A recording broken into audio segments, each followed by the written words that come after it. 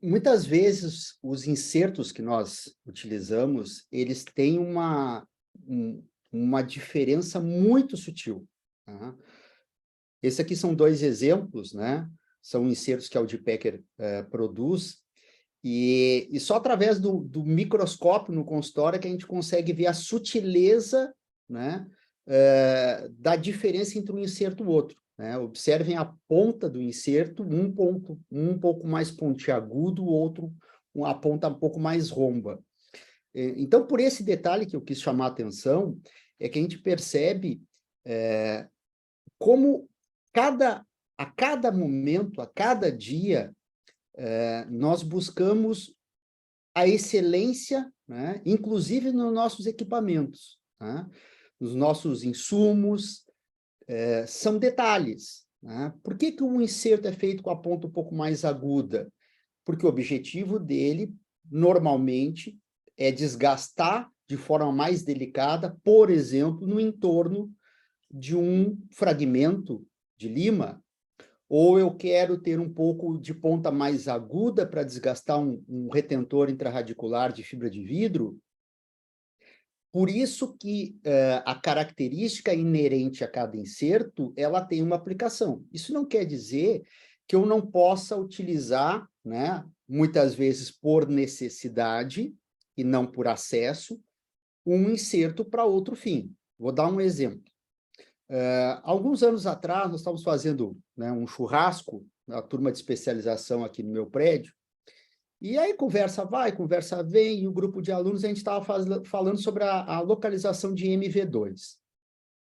Aí eu perguntei para o aluno que tinha mais experiência clínica da turma, né? E, na verdade, o aluno com mais experiência clínica falou que encontrava de 20% a 30% de MV2. Nós bem sabemos que a literatura, né, nos mostra um pouco mais que isso, né, ou bem mais que isso, em torno de 80%, 85%, né, às vezes até alguns casos mais. E eu me espantei, né, disse, mas como só 20%, 30% de MV2? Eu disse, então, vocês vão fazer o seguinte, quem é que tem ultrassom no consultório? Ah, eu tenho, tá, tá. Mas é só adipério, não interessa, ultrassom é ultrassom. Vocês vão começar a fazer o seguinte, depois da cirurgia de acesso, vocês vão pegar aquele inserto de periodontia, né? Que quando a gente compra um ultrassom, normalmente vem os insertos de periodontia. Pega o inserto de pério, aquele que tem a ponta mais romba, e vocês vão passar no assoalho, antes de localizar canal. Passa no assoalho, com refrigeração. Passa no assoalho, passa no... Depois vocês vão procurar canal. Quando eles começaram a fazer esse ato simples, clínico, eles começaram a localizar mais canais radiculares. Por quê? Porque muitas vezes a mineralização é incipiente na entrada do canal, mas o suficiente, especialmente para quem tem menos experiência clínica, de dificultar a localização de um determinado canal. E isso serve para qualquer canal, não é só para o MV2. Mas, se eu tiver um inserto que é específico para aquela função, eu vou extrair do ultrassom algo melhor. Então, é simplesmente um detalhe para a clínica. A WK pediu que eu fizesse um manual, né? Esse manual baseado nos insertos da Audiopacker, né? Eu não criei nada, eu simplesmente peguei a referência de potência e fiz, né, uma sugestão de aplicação clínica para que cada inserto era apropriado, baseado no próprio, né, manual que vem junto com o ultrassom, e depois a Audiopacker acabou, né, gostando do manual, eu fiz a tradução para o inglês para eles. Tá?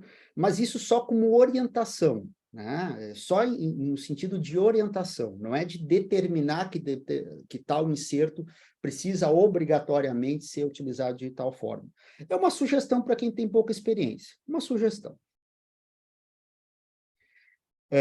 Como eu comentei, existem fabricantes de ultrassom que fabricam seus próprios insertos e existem fabricantes, assim como a Health, que fabricam insertos para qualquer tipo de equipamento. Então, eu tenho insertos que são específicos para câmara pulpar, para remoção de pino, para ação mais em terço médio, para retratamento endodôntico. O importante é o quê? Saber qual é o tipo de encaixe. Então, se vocês forem no site da Health, né, ou mesmo no encarte, às vezes que a Health oferecem nos cursos, tudo, lá eu tenho a seleção de ultrassons para determinado tipo de encaixe. Então, encaixe N, Action Satellec, Adiel Plus, Advance, Morita, Schuster, Spartan, VT-150, encaixe E, o de Packer, Mectron, Gnatus. Aqui, detalhe, Gnatus com o anel vermelho da peça de mão. Então, não tem como não encontrar o ultrassom. Eu simplesmente vou selecionar qual é o encaixe. Esse é um passo básico extremamente importante. Né? Eu sei que tem alguns que compram. Eu vou comprar no AliExpress os insertos. Cuide muito para não estragar o seu equipamento. Né? Nós estamos trabalhando com equipamento que tem um custo razoável. Eu não vou estragar o transdutor porque eu usei um inserto que não estava, né, adequado. A Dental Trinks, né, o Chico Trinks, também fabrica insertos excelentes, né, adaptadores também, e o Chico tem lá a sua classificação também. Né? Aí ele fez de outra forma, A1, A2, A3, A4, A5, A6, e tem os ultrassons. Então, quando eu for comprar um inserto lá, eu quero um inserto tal, qual é o teu equipamento? O meu equipamento é um DABI, então seleciona lá um inserto A3. É simplesmente fazer isso, nada além disso. A característica do inserto, o fabricante vai digamos, informar para vocês, ou através do seu professor, do seu orientador, de um curso, de uma palestra, de um evento, que a gente vai pegando a característica de cada inserto. O segundo questionamento, né, que eu recebo comumente, já comentei um pouco disso, é por que os insertos fraturam. Né? Esses insertos fraturaram, né, no primeiro uso. A falha é do inserto? Até a gente pode ter uma falha no fabrico do inserto. Da mesma forma que um instrumento mecanizado, e muito se estudou e ainda se estuda, né, a resistência dos instrumentos frente à fratura, dos instrumentos de níquel-titânio, assim como nós estudamos de outros instrumentos, a possibilidade de ser uma falha no fabrico é muito pequena. Não quer dizer que não possa existir. Tá? Então, aqui eu tenho dois insertos. Eu tenho um inserto da esquerda, que é o inserto da Helsing, que é um Finder, e eu tenho um G11 da Woodpecker à direita. O G11 é um inserto que ele foi criado inicialmente para dentística, porque ele tem um lado diamantado e outro liso para fazer o desgaste interproximal de resina. Mas nós utilizamos, né, isso foi inclusive uma dica da querida professora Patrícia Ferrari, nós utilizamos para fazer a secção, né, do ápice em cirurgia parodontológica. E eu vou mostrar um caso clínico aqui para vocês verem a qualidade do corte desse inserto com ultrassom comum, não é um ultrassom cirúrgico. E essa minha aluna, né, mandou, olha, professor, quebrei ali. Né? Onde é que foi a falha? A falha foi na potência. A falha foi na maneira como utilizar o instrumento, o inserto. Né? Um inserto delicado, se eu fizer... Eu já fraturei Finder, né, e no primeiro uso, por equívoco meu, por excesso de força, porque eu errei lá, não ajustei adequadamente a potência do ultrassom. A falha não é do Satellec, a falha não é do inserto, a falha foi minha. Que é normalmente o que acontece quando a gente fratura um instrumento mecanizado no canal radicular. É fadiga, né, cíclica, normalmente, ou por torção. Então, muitas vezes, a falha é do operador, a maior parte das vezes. Então, esse cuidado eu tenho que ter. Ajuste da potência e cinemática aplicada ao inserto. Muito cuidado nesse detalhe. Existe diferença entre inserto, adaptador e ponta? Comumente, né, o inserto, ele é único, ele é uma peça única, e a preferência de uso são os insertos. Mas eu gosto de usar um adaptador, porque daí eu compro as pontas mais baratas e coloco no adaptador. Ok, né, é preferível que use o ultrassom do que não use, mas nós temos que entender que no momento que eu coloco um adaptador, seja ele qual for, com uma ponta associada a ele, com uma lima cortada e associada a ele, eu vou ter redução da eficiência mecânica. Isso é claro. Nós não tínhamos insertos, né? Então, nós tínhamos que utilizar muitos adaptadores, principalmente quando nós queríamos insertos mais delicados. Então, nós pegávamos uma lima manual, cortávamos a lima manual, colocávamos o adaptador, ou aos poucos as empresas foram fabricando, né, pontas para os adaptadores. Tem adaptadores que eu posso colocar uma ponta diamantada, então eu quero um adaptador para ponta diamantada. Eu consigo comprar esse adaptador. Tá? Aí eu posso colocar uma ponta diamantada esférica, uma 1012, uma 1014, uma 1016, eu faço como eu quiser, mas sempre lembrando que o inserto, por ser uma peça única, ele vai produzir mais eficiência mecânica. Tá? Que fique claro isso. Um terceiro questionamento, que é muito comum, é se eu devo ou não usar refrigeração no uso, né? E ali o nosso dadinho ali já está dizendo sim, não, talvez, né? Tá, mas sim, não ou talvez. Se eu quiser enxergar aquilo que eu estou desgastando, ou eu quero produzir calor através desse inserto, para esse calor gerar minha eficiência, né? Por exemplo, no corte da gutta-percha, é claro que eu não vou usar refrigeração. Se eu quero remover a dentina no entorno de um fragmento de lima fraturada no interior do canal, eu preciso enxergar, então eu não vou usar refrigeração. Dependendo do ato, né, eu não vou usar refrigeração, mas sempre observando esse detalhe. Não existe, pelo menos que eu tenha conhecimento, né? Até conversei com fabricantes, não existe, digamos, uma evidência na literatura que mostre o tempo exato, mínimo ou máximo de uso do ultrassom sem refrigeração. O que nós vamos levar em consideração, e é o que os fabricantes usam, né, é que um tempo que não exceda 1 minuto sem refrigeração. Qual é o dano produzido pelo uso do ultrassom sem refrigeração? São dois. É a produção de calor gerada pelo inserto na estrutura dental e a produção de calor gerada pela vibração mecânica no interior do transdutor, que pode produzir dano também ao transdutor.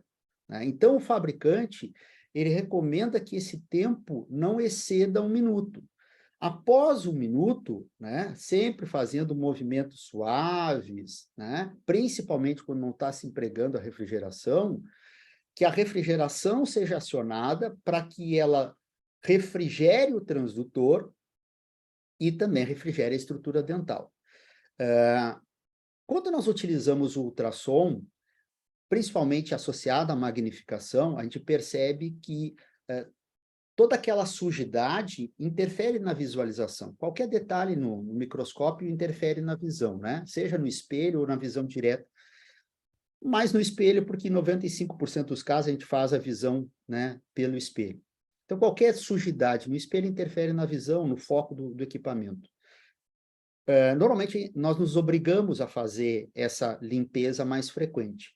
Mas quem não utiliza magnificação, lembre de não exceder esse tempo, tá? De 1 minuto, para não prejudicar o equipamento e para não gerar dano à estrutura dental.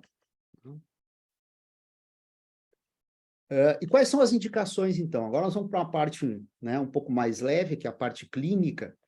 Quais são as indicações do ultrassom na endodontia, né? Eu brinco que, né, o ultrassom é all-inclusive, né? Não tem aonde a gente não use o ultrassom. Por isso eu considero o equipamento mais versátil da endodontia, né? E talvez um dos mais importantes. Não posso dizer que é o mais importante, mas um dos mais importantes.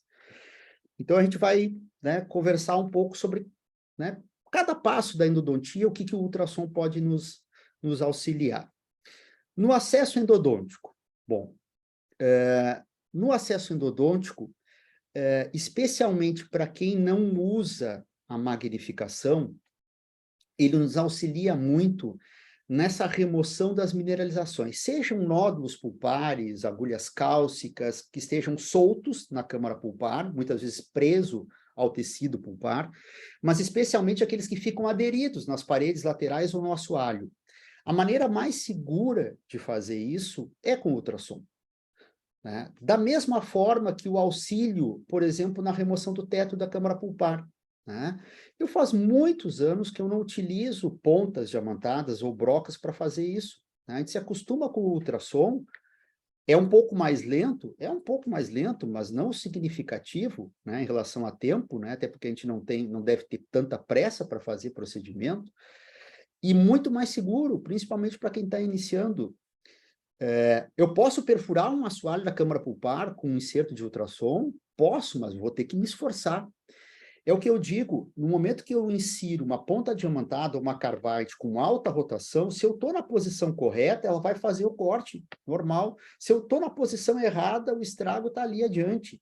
O ultrassom, eu posso estar até na posição errada. Para eu produzir um dano na estrutura, vai demorar.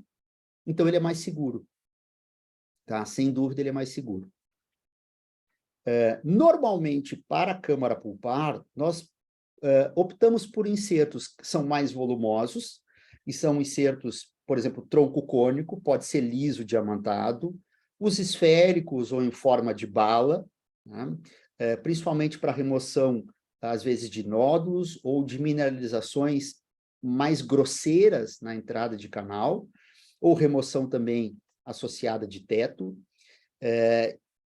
Aqui tem um exemplo da Audipecker, mas isso vale para qualquer marca, né? Nesse da Audipecker é o E3 ou E3D e o E12D, que é o esférico, mas isso eu tenho de várias marcas. E aí nós vamos conseguir fazer um desgaste mais suave, mais seletivo e, inclusive, mais conservador, que é o nosso objetivo, né? Principalmente na endodontia moderna. Aqui esse vídeo, ele está sem a refrigeração, que é inclusive uma questão didática, né? Um inserto liso, não é um inserto diamantado.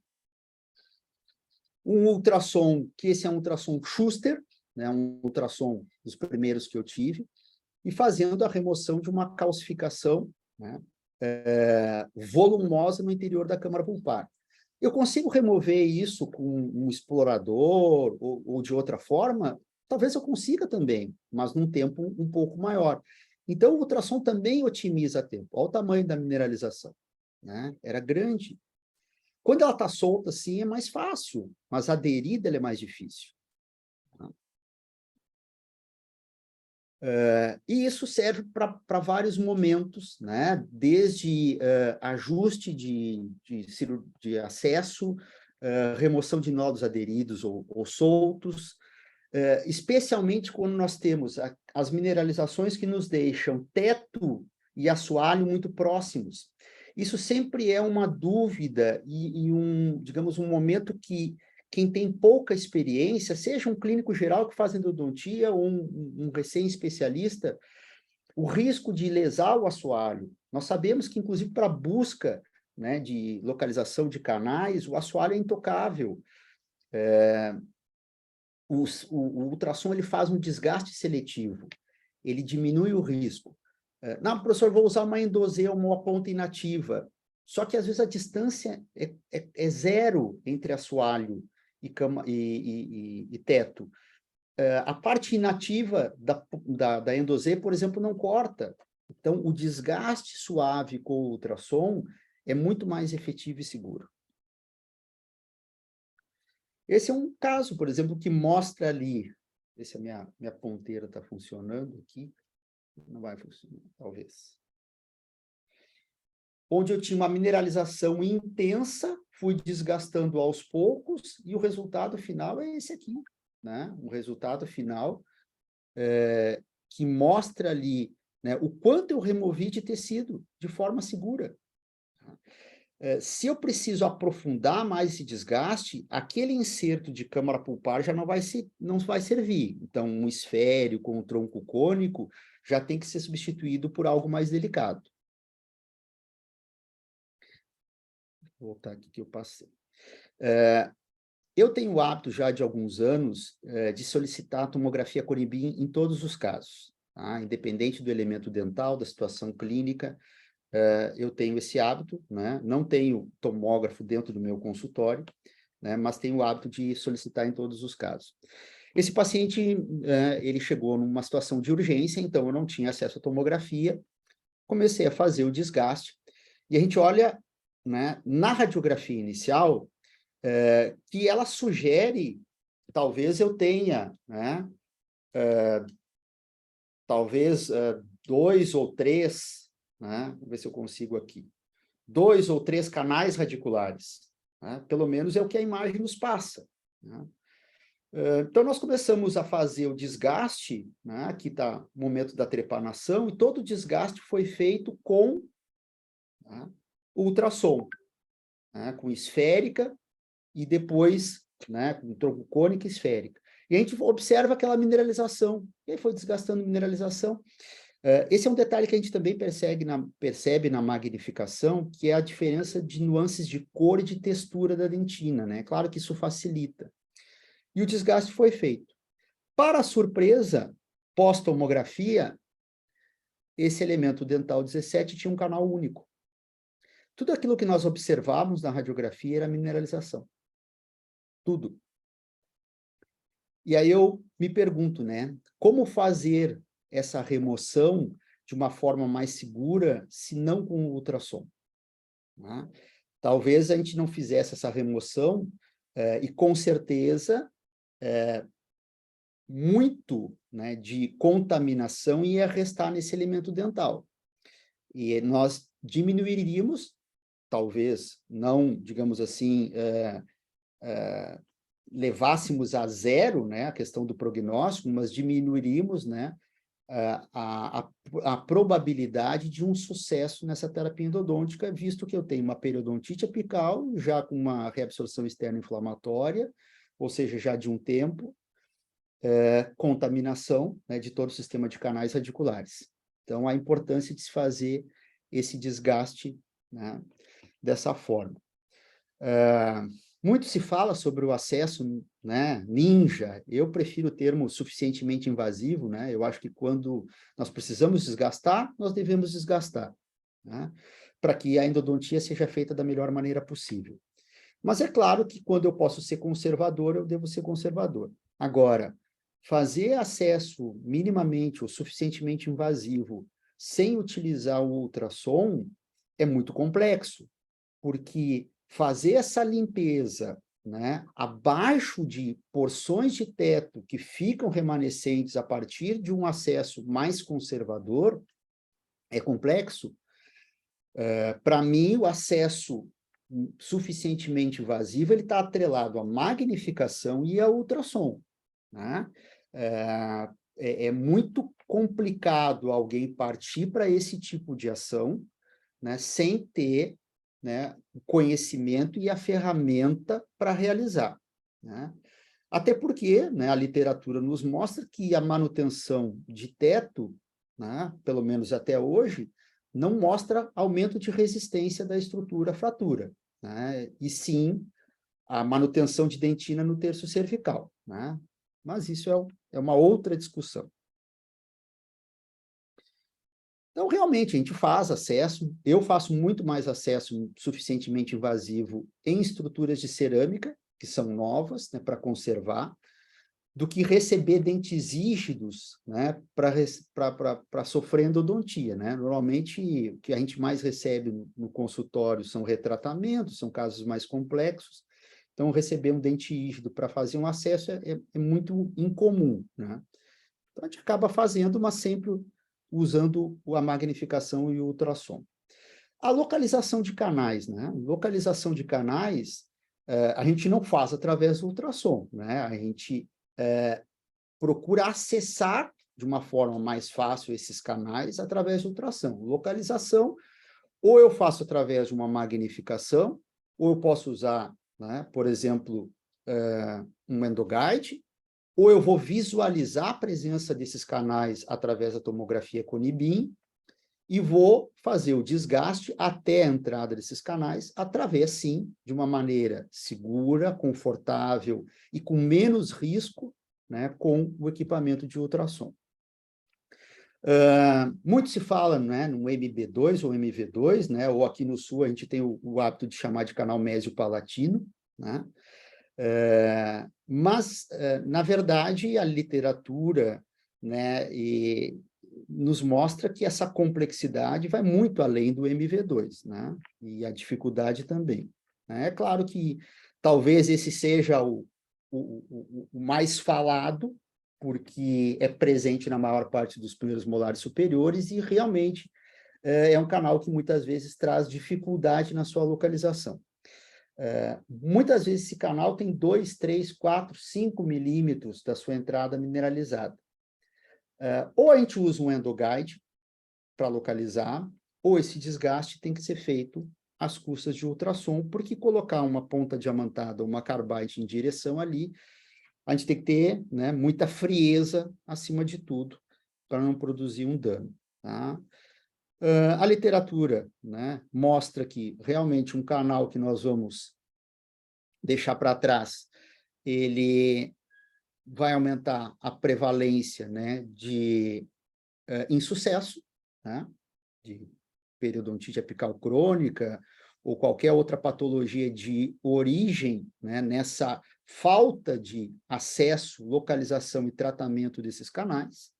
Então, é por isso que a gente insiste tanto em estudar anatomia, em saber, né, o básico, né, da anatomia e das suas variações, e, quando puder, associar tomografia e magnificação, a gente otimiza esse processo. Né? Para mim, esse foi talvez um dos giros da minha carreira como endodontista, né? Que foi não só a inserção da magnificação, mas a satisfação de poder resolver um caso, né? Eu fui fazer um tratamento de polpa viva de um 26, e eu não tinha magnificação, não usava ultrassom, né? Assim, na rotina ainda, e fiz o tratamento, não localizei MV2 na paciente e disse, olha, qualquer sensibilidade, me procure, porque normalmente esse elemento tem 4 canais, eu achei só 3, tratei os 3. Já tinha comprado o microscópio, ele não tinha chegado ainda. Uma semana depois, ela retornou ao consultório com sensibilidade, digitação apical na mese vestibular, claramente pela reação inflamatória do tecido pulpar do MV2, e quando chegou o microscópio, foi essa imagem que eu tive. Né? E aqui a gente percebe muito a característica da dentina, né? Essa diferença de nuance de cor, de textura, que a dentina úmida nos dá através da magnificação. E é ali que nós vamos utilizar o equipamento de ultrassom. Né? Nós vamos desgastando de forma como se nós fôssemos descamando aquela área de mineralização. E aí, nós conseguimos localizar o canal, tratar o canal, né? Uma semana depois, o paciente não tinha mais tipo de sensibilidade. Para mim, naquele momento, o meu microscópio estava pago, né? Realmente foi uma satisfação. Eu chamei 5 vezes, não vai. Tá. Eu tenho né, não sei se é uma virtude ou se é um defeito, por ser italiano, né? Como todo italiano é meio boca grande, né? Como a gente diz aqui no Sul, né? Então, eu recebi essa paciente, fiz tomografia para tratar a pulpite desse 25, e na tomografia com Nibin, nós observamos o quê? Na raiz mesiovestibular, aumento do espaço do ligamento periodontal. Esse dente tinha sido tratado como polpa viva por uma outra colega, e aí nós percebemos que tinha essa alteração. E eu disse para a paciente, olha, tem alguma areazinha um pouco estranha. E elas, tá, mas esse canal que não, se um canal não foi tratado, pode dar problema? Pode dar problema, pode não dar problema, ele pode mineralizar, tá? Volta na colega, leva a tomografia e conversa com a colega. Mas a colega dizia que o canal, que o primeiro molar não tinha, quarto canal, né, que normalmente são canais acessórios, tudo que eles iam mineralizar, né? Se os meus alunos de graduação não soubessem que primeiro molar tem prevalência de MV2, né, eu, né, já puxava as orelhas. Bom, resumindo, nós fomos fazer o retratamento posterior desse dente, porque a colega não quis tratar, apesar de eu ter conversado com ela, e foram mais ou menos 50 minutos a 1 hora para localizar esse canal. Ele tinha 5 milímetros de mineralização. Como eu digo, não é demérito nenhum de não localizar um canal. Longe disso. Com certeza, muitos tratamentos eu fiz e acabei deixando canais para trás. Mas o básico de anatomia nós temos que conhecer, né? E realmente não foi fácil, né? O desgaste começou com insertos mais volumosos, depois nós fomos inserindo insertos mais delicados. Esse é um caso antigo, né? A diferença da entrada do MV1 para o MV2 era 5 milímetros.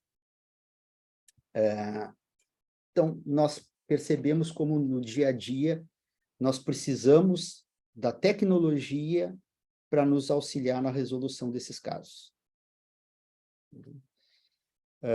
Lembrando, né, que se fala muito em MV2 do primeiro molar, não é só o primeiro molar que tem MV2, né? Segundo e terceiros molares podem apresentar, né, inclusive, mais que MV2, né? 5 canais, 6 canais, né? Um artigo publicado no Journal of Endodontics, que eram 7 canais radiculares do molar, né? Felizmente, isso não é a nossa rotina.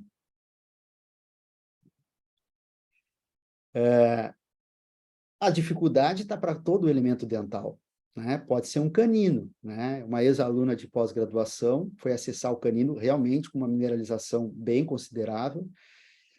Infelizmente, perfurou por vestibular, e aí depois encaminhou, selou com o MTA, ok, tudo adequado.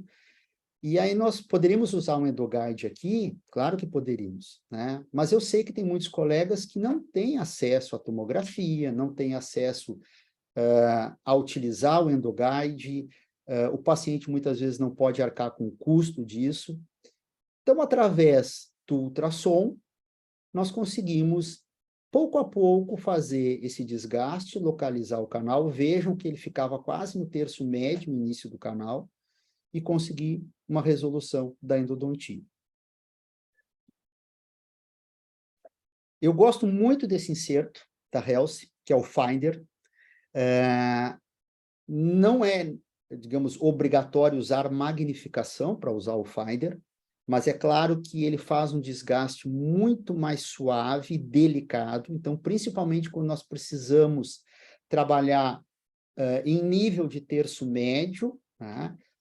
Esse caso, por exemplo, esse segundo premolar é de uma aluna minha, né? Ela é uma aluna minha, a paciente de uma ex-aluna de graduação, fez um tratamento endodôntico na sua cidade, não teve resolução, foi um especialista, colega em endodontia, não conseguiu localizar o outro canal radicular, só tinha tratado um canal dessa bifurcação do pré, e ela, né, veio parar no meu consultório, e aí, com a Finder, delicadamente, nós conseguimos acesso, né, porque ele era em terço médio. Então, o desgaste suave para conseguir acesso ao canal para depois realizar o preparo.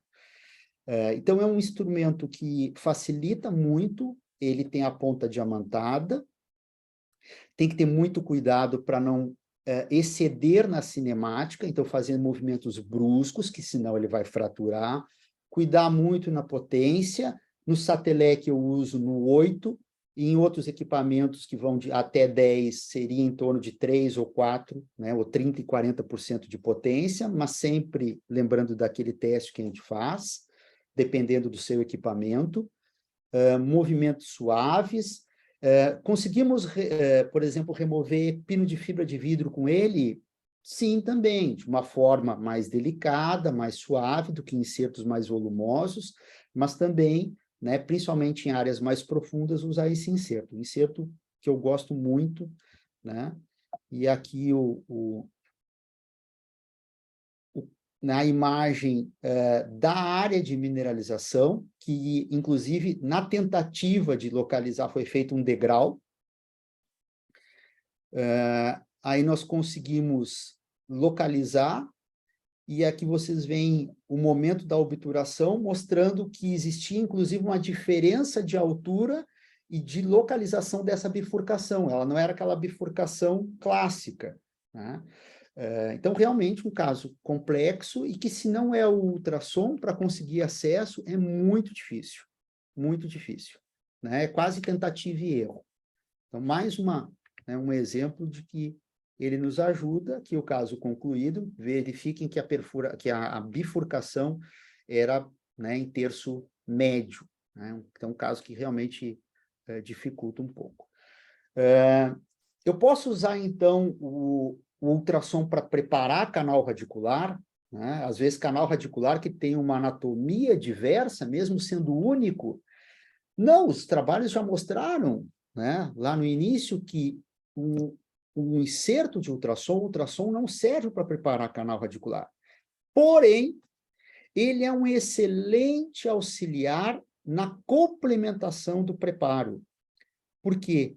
Porque mesmo num canal, um elemento dental com canal único, vamos colocar um canino, por exemplo, e o canino tem uma característica de achatamento da sua, né, próximo proximal. Essa particularidade anatômica faz com que, seja um instrumento manual ou qualquer instrumento mecanizado, eu não vou ter contato com todas as paredes do canal. Como é que eu vou fazer a complementação dessa limpeza, dessa modelagem, dessa sanificação?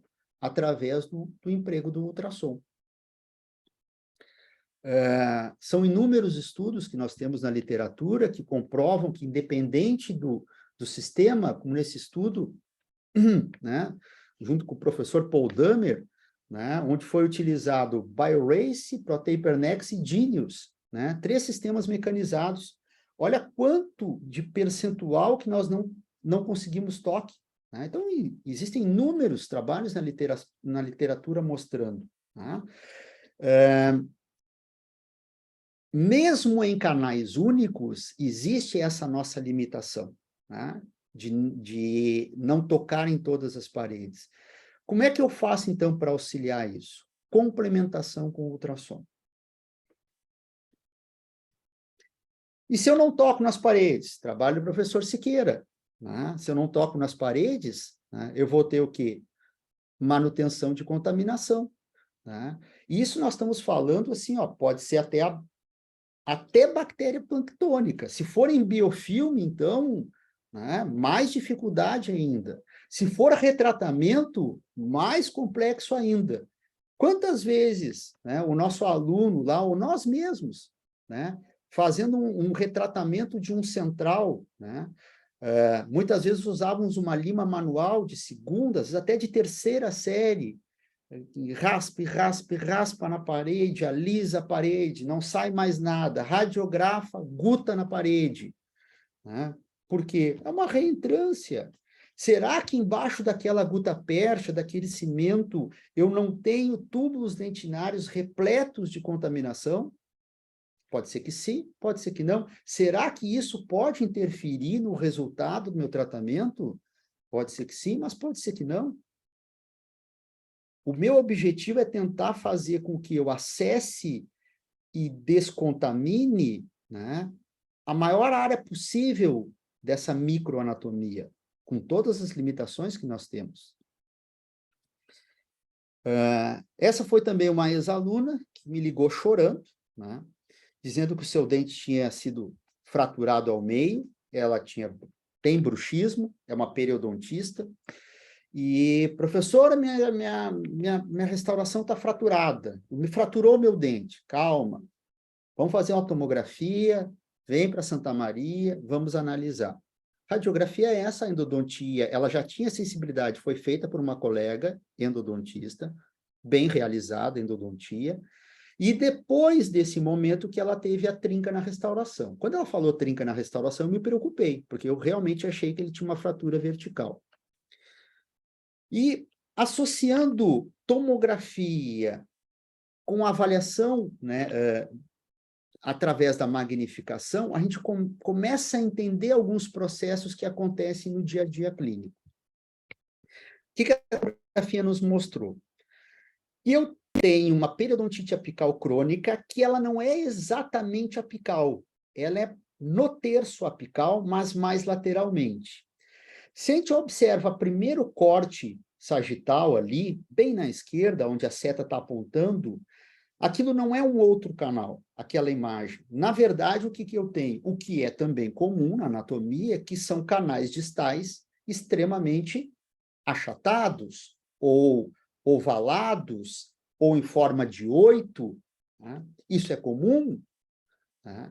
Qual é o instrumento manual ou mecanizado que tem um formato de 8? Uma secção, né? Ou uma secção elíptica? Nós não temos. O que nós fazemos através da instrumentação é tentar fazer com que esse instrumento passe lateralmente nas paredes para que eu tenha uma conformação melhor de um canal que é achatado, com a limitação que nós temos. Então, se vocês observarem, aquela área do canal não foi tratada. Por quê? Porque a colega não teve a visualização daquela área. E, à medida que nós estamos indo em região apical nos nossos cortes, nós percebemos que tem espaço naquela área. Bom, tem espaço naquela área. O caso era polpa viva. Polpa viva não tem contaminação. Profissional da endodontia, cuidadosa, fez uma boa endodontia, não levou contaminação para o interior do canal. Mas da onde que surgiu essa contaminação? Né? Por que aquela perda óssea que a gente observa mais na região apical? Aí nós começamos a entender os processos. Quando nós fomos acessar, olha o que nós temos na parede distal. Uma trinca. O que é a minha hipótese é que, através da trinca, micro-organismos penetraram. Como eu tinha uma área não tocada do canal, restou matéria orgânica vai absorver, né, a célula bacteriana, a multiplicação bacteriana acontece, contamina todo o canal radicular naquele espaço que não foi tratado e que não estava também, obviamente, vedado. E aí eu tenho aquela manifestação apical que provavelmente deve ser um canal lateral mais volumoso, né, naquela região.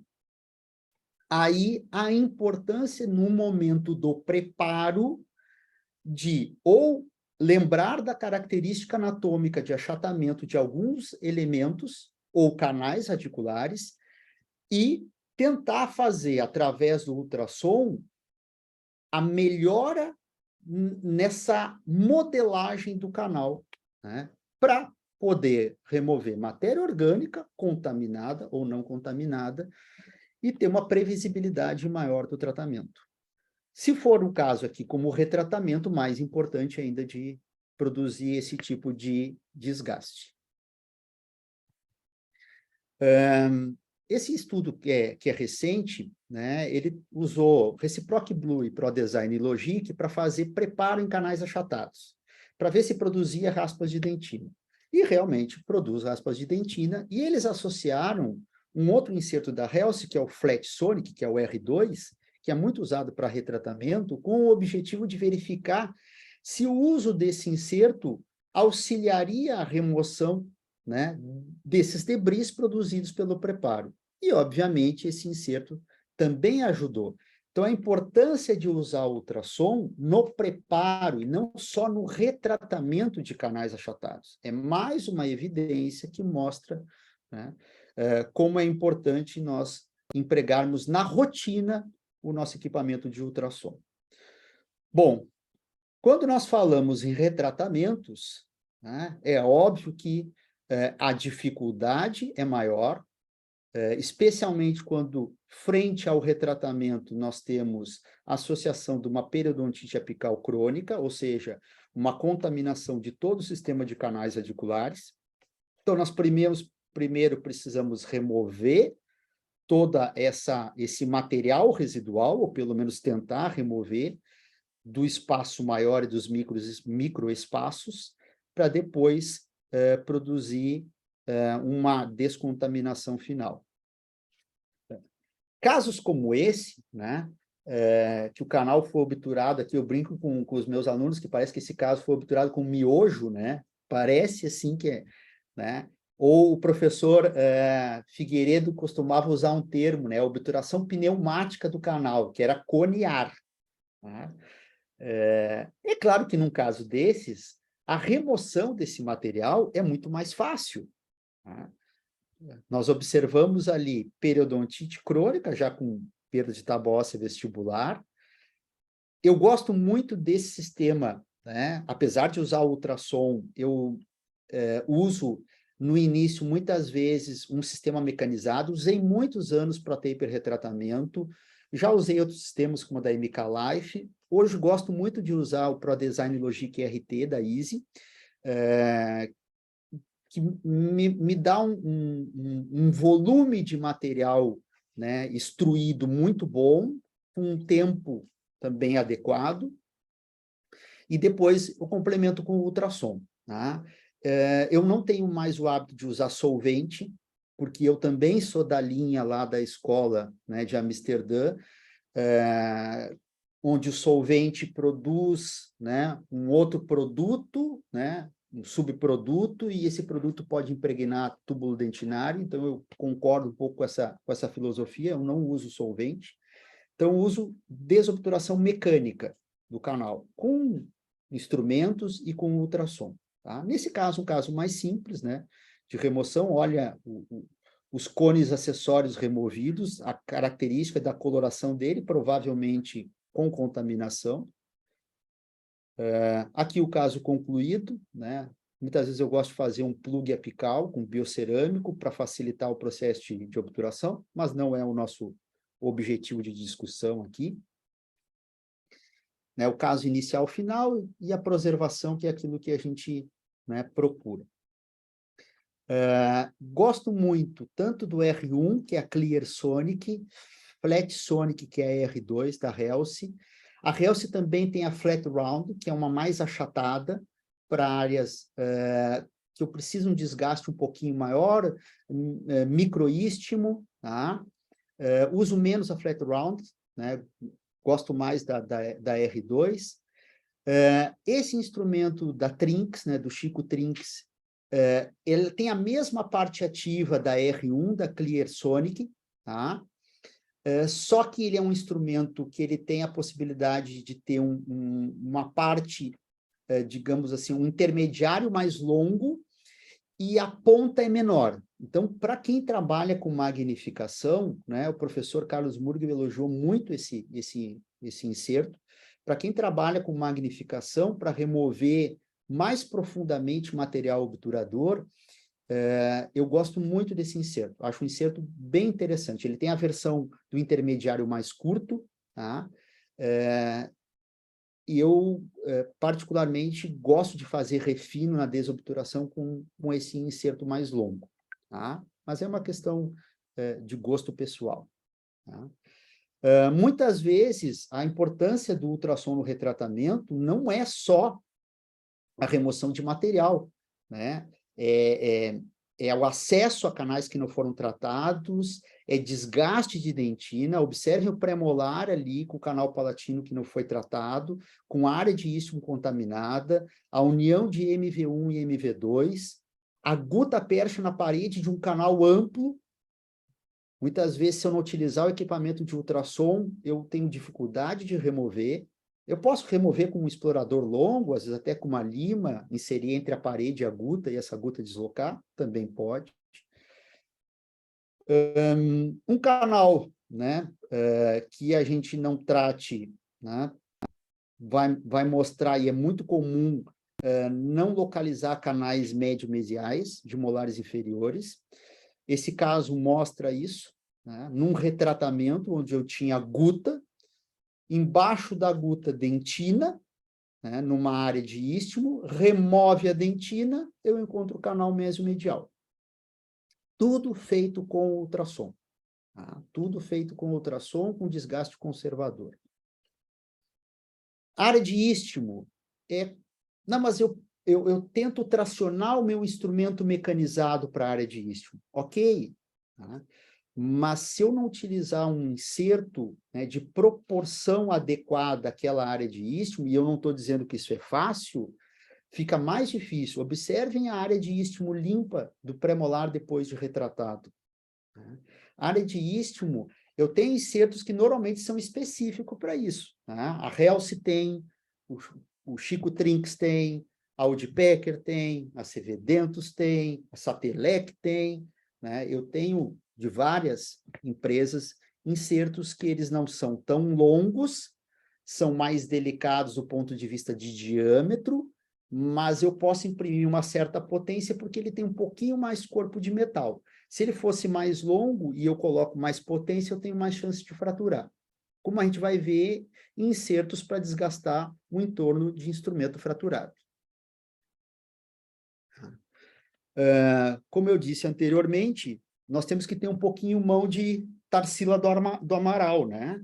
Nós temos que ser delicados no momento de fazer o movimento com o transdutor, não é o movimento da alta rotação, para conseguir efetividade e segurança, independente do inserto. Quanto mais delicado o inserto, mais suavidade, né? Novamente mostrando o início e o fim daquele pré-molar, tudo realizado com insertos de ultrassom, tá? O inserto de ultrassom diamantado, ele sempre não, mas normalmente ele tem um custo a mais do que o inserto liso. Eu corto da mesma forma com liso, com diamantado. O que muda é a velocidade do corte do diamantado. Tá? O diamantado sempre vai cortar mais. O diamante não dura a vida toda, né? Tem insertos que vão ter um pouco mais de durabilidade, outros com menor durabilidade. Tem insertos que praticamente a gente compra uma vez e nunca vai precisar trocar. Insertos robustos, como um inserto para remoção de coroa ou de pino metálico, é praticamente um para a vida toda, né? O desgaste dele é muito pequeno. Né? E aí nós entramos num aspecto muito importante, que ainda do ponto de vista de evidência científica, nós não temos ainda um consenso, que é a ação da irrigação ultrassônica passiva, ou mesmo contínua, no auxílio ao reparo de uma periodontite crônica. Eu vou mostrar uma meta-análise assim, porém, né, muitos estudos mostram que realmente, usando a irrigação ultrassônica passiva, eu consigo remover mais resíduos, inclusive micro-organismos. Tá? Nós carecemos ainda de alguns estudos clínicos que possam comprovar realmente a ação e a efetividade desses processos, mas é inegável que eles têm um auxílio. A endodontia, ela hoje migra muito para um desgaste mais conservador, mas muita agitação, muito volume de solução, guardadas todas as filosofias, né? Se eu vou usar clorexidina, eu vou usar hipoclorito, se eu uso a 5%, se eu uso a 8%, independente disso, né? É quase que um consenso que o volume de solução empregada é importante, né? E a agitação também. Eu quero mostrar esse videozinho mostrando 3 processos, tá? Usado no mesmo elemento dental. E aí nós vamos ver os instrumentos utilizados.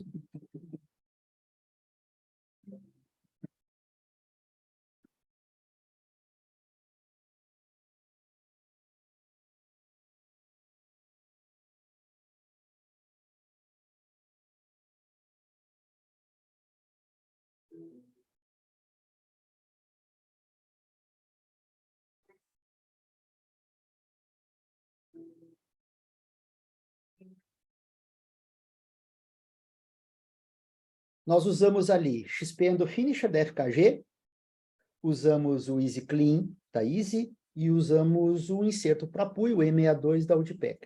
Tá? No caso da Helsa, seria o Irrisonic. No caso do Satelec, seria o Irrisafe, que é espiralado, é um pouquinho diferente. No caso da VDW, seria o IRS. Eles fazem a mesma, eles têm a mesma proposta? Não. Por isso, eu tenho que conhecer o que eu estou utilizando para ver o que eu preciso, qual é o meu objetivo. O meu objetivo é potencializar a solução irrigadora. O XP Endofinisher não é feito para isso. Vocês observaram que ele agita? De certa forma, ele agita. Mas o design desse instrumento foi feito para tocar mais paredes de canal, porque nós sabemos que, através da instrumentação manual ou mecanizada, nós não tocamos todas as paredes. Então, o objetivo desse instrumento é isso. Eu não devo utilizar esse instrumento para fazer PUI, apesar de ele agitar. O Easy Clean pode ser utilizado para PUI? Sim. Por quê? Porque ele produz agitação. Ele não produz a mesma energia que o inserto de ultrassom, que nós vimos lá que produz cavitação e onda acústica. Qual é a vantagem do Easy Clean, na minha opinião, ou outro similar? Ele consegue chegar até o comprimento de trabalho. Por quê? Porque ele é um inserto plástico, né? Um inserto, melhor dizendo, é um instrumento plástico que pode ser usado até o comprimento de trabalho. O inserto de ultrassom para PUI, não. Ele tem que ficar na parte reta do canal. Por quê? Porque o próprio ato de PUI produz smear layer também, principalmente se ele tocar nas paredes do canal. E eu não quero que produza smear layer, eu quero remover smear layer. Agora, o XPN do Finisher não tem esse objetivo, mas eles se complementam. O XPN do Finisher toca nas paredes do canal, o Easy Clean chega ao comprimento de trabalho e o ultrassom produz a energia mecânica necessária para a ativação maior da substância. Nós devemos somar processos e não dividir processos, tá? Mas entender que eles não têm o mesmo fim, não produzem, né, o mesmo tipo de processo final. Tá? Nesse estudo aqui publicado em 2019, né, foi utilizado o IRISAFE da Satellite, que é um inserto espiralado. A Audipecker tem inserto espiralado, são insertos mais caros que os lisos. Tá? Foi utilizado o ProUltra PiezoFlow, que é um dispositivo da Dentsply Malefer para fazer irrigação ultrassônica contínua, o CUI, e o GentleWave da Sonendo. Tá? Qual era o objetivo? Era remover debris de canal mesial de molares inferiores. Tá? Muito bem. O que esse estudo mostrou? Aqui o ProUltra PiezoFlow, que faz CUI, né? Ou seja, o hipoclorito ele passa por fora do equipamento, já que no equipamento de ultrassom eu não devo colocar hipoclorito, apesar de que alguns equipamentos no mercado permitem a inserção de hipoclorito na bomba peristáltica, né? Mas os que nós temos no mercado brasileiro não. Então, ou é água destilada, ou no mínimo água filtrada. Posso colocar água ozonizada, posso colocar água para injeção. Em cirurgia, posso colocar soro fisiológico, desde que depois eu passe água destilada para limpar todo, né, o interior do equipamento. O GentleWave da Sonendo, que produz uma irrigação, né, assistida ali e aspiração de 4 a 6 minutos. Né? O que esse estudo mostrou? Esse estudo mostrou que, na verdade... Não é esse estudo aqui. Vamos voltar aqui. Acho que não tem a conclusão aqui. Mas ele mostrou que usar o IRISAFE na PUI, tá? E usar o GentleWave, né, eu tenho o mesmo tipo, né, de remoção de debris. Ou seja, com equipamento de $70 mil, eu consigo o mesmo efeito, né, hoje ainda, é claro que nós temos que estudar muito, com um inserto, né, de, sei lá, no caso o IRISAFE custa mais caro, deve custar R$700, R$800, mas eu consigo um inserto liso em torno de R$180, R$200. Eu ainda tenho a capacidade de produzir essa limpeza, mesmo com equipamento simples. Talvez o futuro da endodontia seja equipamentos como o GentleWave e que vão fazer todo esse processo de irrigação e aspiração de uma maneira mais efetiva do que a gente faz a PUI através do inserto de ultrassom. Tá? Deixa eu voltar. Vamos adiante. Bom, essa revisão sistemática que eu queria mostrar para vocês foi publicada em 2019 no Journal of Endodontics, né? Ela mostrou que ainda nós não temos evidência científica suficiente para dizer que o uso do ultrassom auxilia no reparo de uma periodontite apical crônica. Tá? Apesar de vários estudos mostrarem que nós conseguimos redução microbiana, tem um outro estudo agora que eu vou mostrar para vocês, remoção de debris. Né?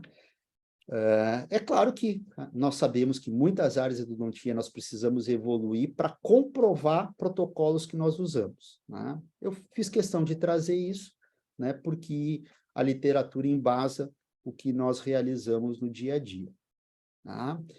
Esse é um trabalho recente, né, de 2022, o Journal of Endodontics, que mostra o quê? Em canais simulados, a presença de biofilme em canal lateral, e que o processo de ativação ultrassônica conseguiu reduzir a população microbiana desses canais laterais. Então, são evidências laboratoriais que a gente tem que puxar para a clínica, né, cada vez mais, apesar de ser muito difícil fazer estudos clínicos, cada vez mais difíceis, toda a questão de bioética, mas a gente tem que tentar puxar para a clínica, que é o nosso objetivo, né? A gente precisa de aplicabilidade clínica dos nossos protocolos e reforçar os nossos protocolos. Eu posso usar também como auxiliar na remoção do hidróxido de cálcio, né? Tem muitas escolas que usam hidróxido de cálcio como medicação intracanal, eu também uso hidróxido de cálcio como medicação intracanal. Esse estudo, ele comparou, né, o ED, né, que é da VDW, com a irrigação ultrassônica passiva e com o XP Finisher da FKG, tá? Na remoção do hidróxido de cálcio do interior de canal radicular.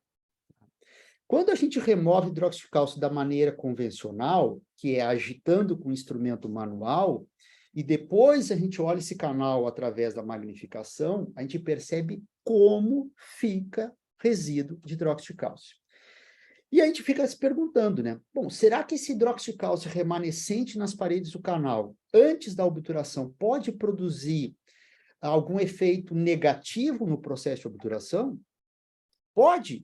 Se o meu objetivo na obturação é fazer, né, um vedamento melhor possível, numa interação melhor possível do material obturador, selador com as paredes do canal, se eu tiver resíduo de hidróxido de cálcio na parede, eu posso ter uma deficiência da penetração de cimento, por exemplo, uma deficiência de adesão, né, de um cimento biocerâmico na parede do canal radicular. Então, o objetivo é remover por completo o hidróxido de cálcio.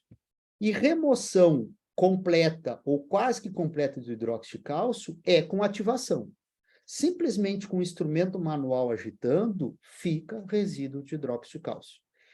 Esse estudo mostrou o quê? O ED da VDW, né, que é um inserto plástico, né, usado no ultrassom. O IRISafe da VDW, que é um espiralado. Os espiralados, ao invés dos lisos, eles são mais indicados para remoção do hidróxido de cálcio e para a inserção de cimento, né? Ao invés da boa e velha lentulo, né, usar um inserto espiralado para vibrar o cimento endodôntico no interior do canal. Então, esses insertos, eles têm, inclusive, um custo maior por serem espiralados e não lisos, né? O IRISafe, o IRS, o E60 da Audipecker, com o objetivo de remover hidróxido de cálcio e de também inserir o cimento endodôntico ou o próprio hidróxido de cálcio no canal radicular. E esse estudo mostrou o quê? Que no terço apical, tanto o ED quanto o APUI com o IRISafe foram efetivos. Mas o XP Finisher teve limitação. Por quê? Porque o design dele não faz com que eu tenha essa ação. Ou seja, ele é um instrumento deficiente para produzir PUI. Ele é excelente para complementar toque na parede do canal radicular, mas não para PUI. Ou seja, ele é um complemento da endodontia, mas não como instrumento para PUI. Isso é mais um trabalho que evidencia isso. Então, como eu falei, na obturação, eu também posso usar insertos espiralados, de preferência, né, como eu comentei, para fazer a inserção do cimento endodôntico no canal radicular. Ao invés de usar uma lentulo, eu faço a vibração, né? Existem alguns estudos, né? Ainda não tem uma evidência forte, né? Mas que clinicamente a gente percebe. E remoção de instrumento fraturado, né? Muitas vezes eu recebo a pergunta, né, no WhatsApp, no Instagram, professor, qual é o inserto para remover instrumento fraturado? Não existe um inserto específico para remover instrumento fraturado. Remoção de instrumento fraturado é protocolo. E no protocolo eu posso usar muito instrumento diferente.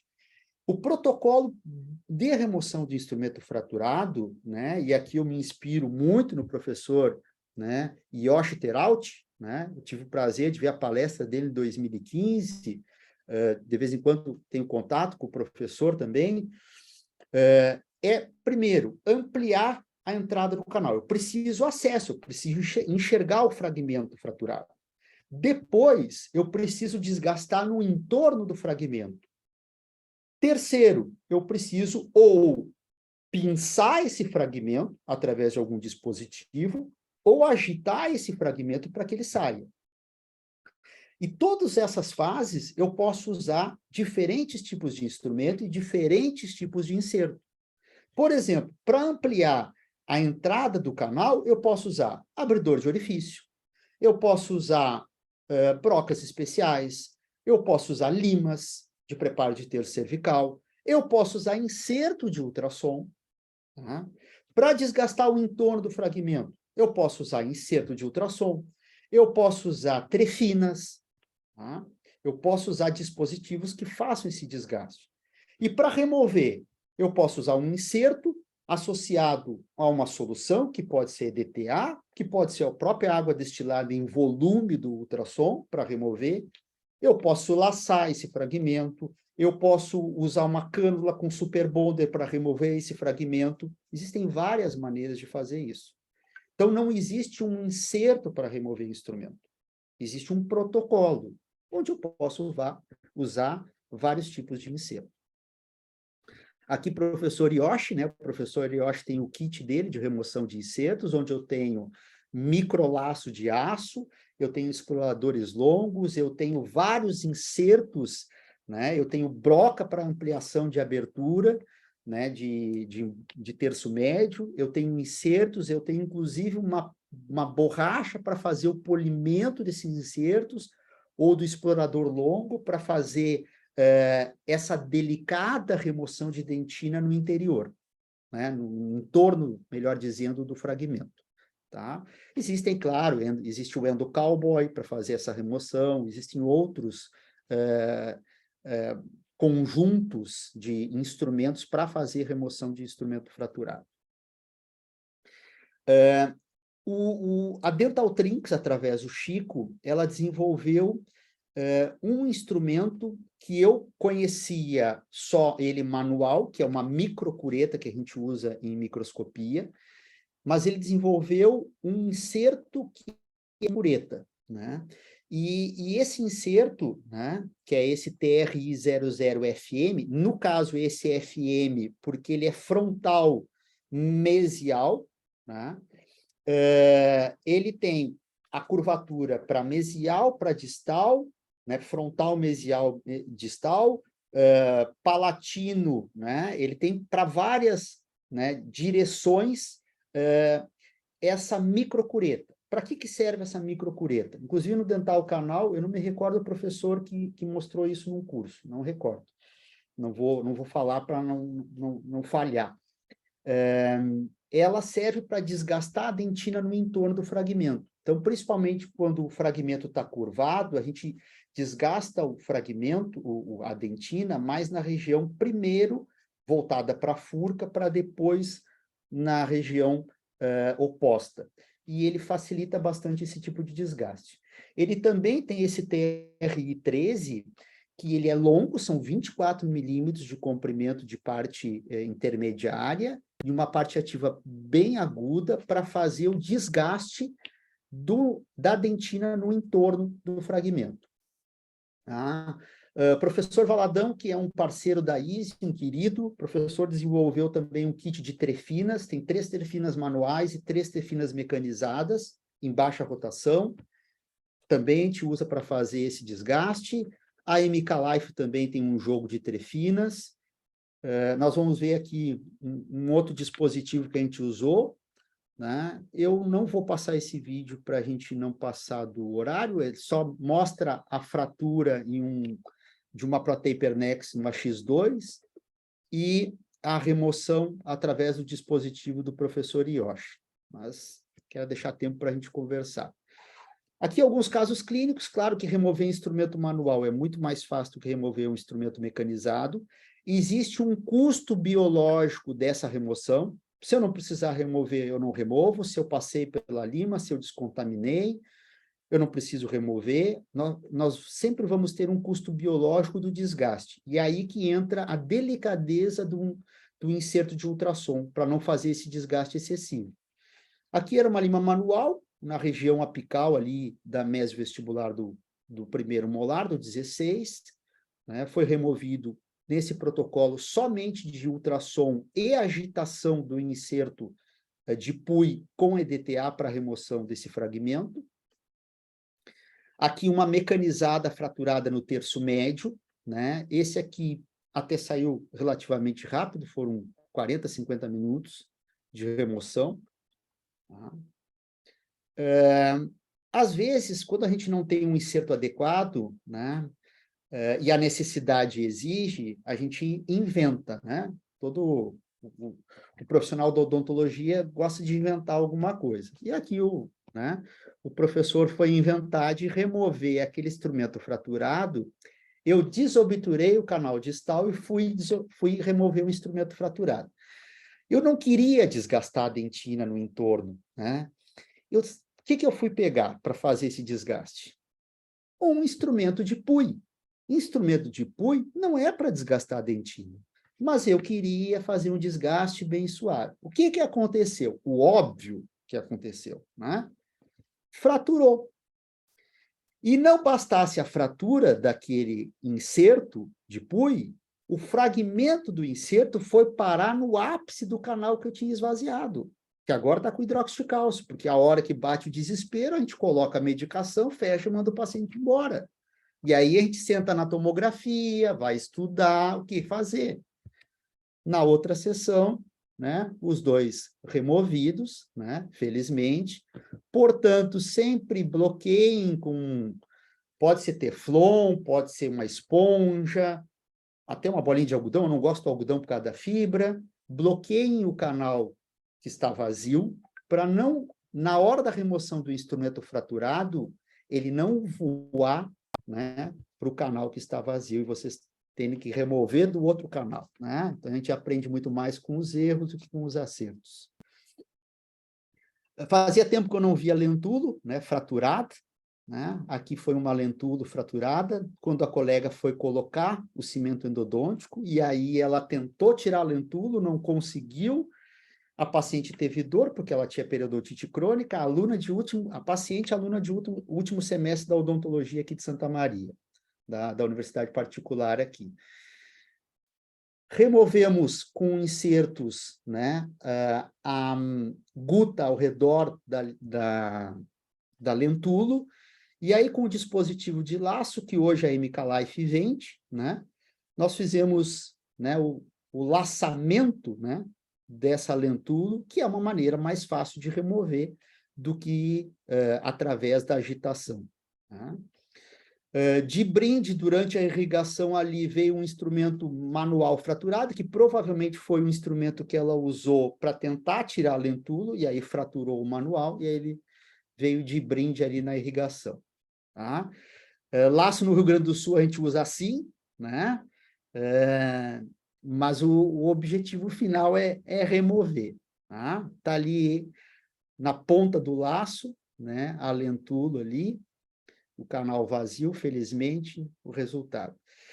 Aqui nós temos instrumento mecanizado fraturado, tá? E era uma área grande. Percebam que o colega, na tentativa de remover o instrumento, o colega que fez a endodontia, quase perfurou. Isso é um risco que todos nós corremos, é o desgaste excessivo. Tá? Como eu digo assim, eu brinco que a gente tem que ter aliada à competência, não é só competência, tem que ter sorte também, né? Naquele dia, Santa Apolônia estava de plantão, né? E aí ele saiu na primeira sessão, o que normalmente não acontece nesses casos. Principalmente aqui, que eram 2 fragmentos, que eu não tinha percebido inicialmente. Então, desgasta a guta, não foi laçado, se foi só vibração mecânica do ultrassom, e os 2 fragmentos saíram. Né? Dá para ver ali que ele tinha fraturado em 2 partes. Remoção de retentores. Metálico fundido, rosqueável, pino de fibra de vidro. Né? Cada um tem uma característica, tá? Na sua remoção. E cada um tem um inserto específico também para a sua remoção. Tá? O metálico fundido, ele precisa o quê? Seguir esse protocolo, que é expor a linha de cimento. Então, eu vou pegar ponta diamantada, vou pegar transmetal, vou pegar carbide, vou desgastar no entorno, expor a linha de cimento. Com um inserto delicado, eu vou remover o máximo possível da linha de cimento. É claro que se a gente pegar um caso que foi cimentado lá com o nosso fosfato de zinco, é mais fácil do que com cimento resinoso, é óbvio. E aí eu vou encostar o inserto específico para isso, né, no núcleo metálico fundido e vou produzir vibração. Lembrando o detalhe, sempre essa vibração com refrigeração, porque vai produzir calor para o núcleo metálico e esse calor vai passar para o periodonto. O professor Ângelo Freire tem uma técnica que é a SISO, né, Sistema Integrado Simultâneo de Ultrassom, onde ele usa 2 ultrassom com 2 insertos no retentor intrarradicular. Realmente potencializa. Se eu não tenho 12 ultrassons, eu coloco, por exemplo, um cabo de espelho do lado do pino. Então, a vibração vai para o retentor, vai para o cabo de espelho e volta um pouquinho. É melhor do que não usar, mas com 2 ultrassons a gente potencializa muito isso. Tá? Então, é a maneira de remover núcleo metálico fundido. Fora isso, é por desgaste. O rosqueável, eu tenho que desrosquear. Além de vibrar, eu tenho que desrosquear. E o de fibra de vidro é por desgaste. Né?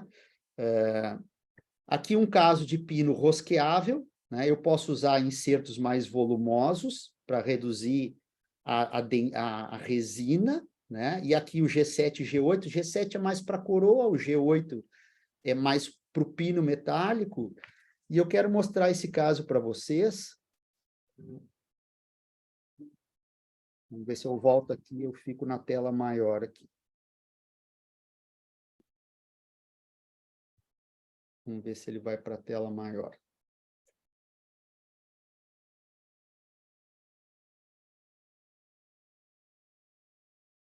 Bom, fica na menor mesmo. A música, ela faz parte do contexto, né? A endodontia, na minha opinião, é um tango argentino, legítimo tango argentino, né? Porque ele tem os seus momentos de paixão e de sofrimento, né? Felizmente, a gente trabalha, estuda para ter mais movimentos de paixão do que de sofrimento, né? Aqui, removendo resina, né? Esse dente aí veio um brindezinho, veio um pellet de algodão, né? Se a gente botar numa placa de Petri aí, provavelmente nasce a floresta amazônica, né? De tanta contaminação. É um pino rosqueável, então eu tenho que vibrar, descobrir o lado, o sentido da rosca e ir desparafusando. Não tem outra maneira de remover.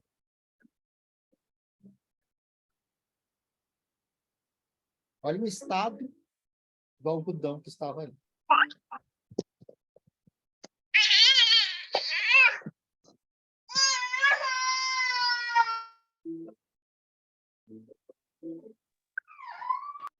E agora nós vamos descobrir o lado da rosca e vamos desrosqueando.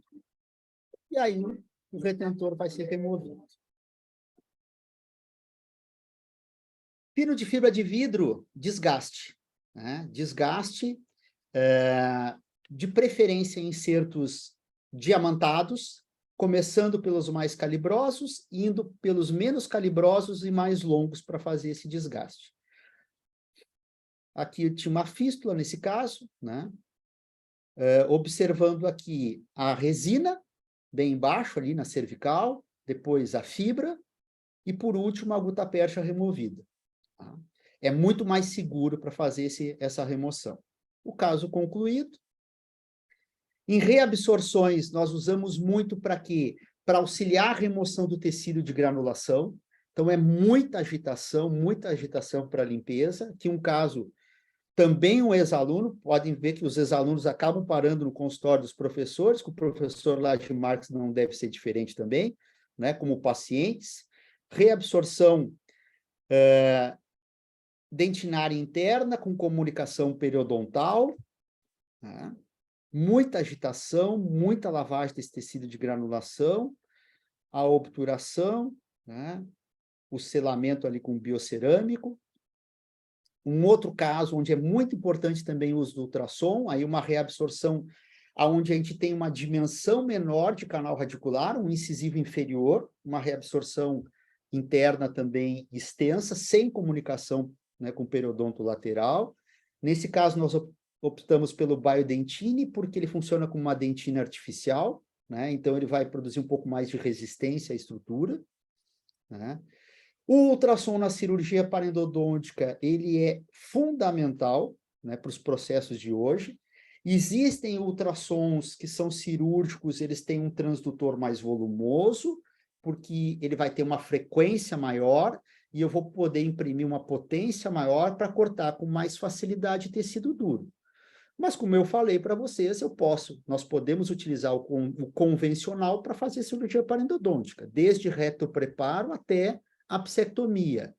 Para cortar tecido ósseo, para remover, por exemplo, enxerto em ramo de mandíbula, é claro que esse tipo de ultrassom, pela frequência mais elevada, poder colocar uma potência maior, e ele tem insertos desenhados para esse objetivo, é mais fácil também utilizar.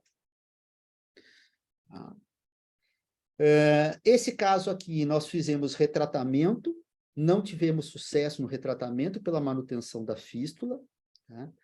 Fomos para a cirurgia parendodôntica, aqui para, né, concluir praticamente concluindo a nossa apresentação para a gente ir para as perguntas. Retratamento convencional, com ultrassom, com limas, né, obturação, plug apical, manutenção da fístula, sugerindo a presença de uma lesão cística, apsectomia.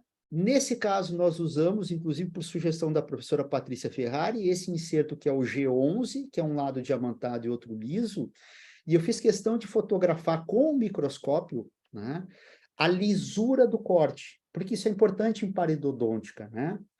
O corte nós fazemos na horizontal, 3 milímetros da região apical. Quanto mais liso for o corte, né, melhor.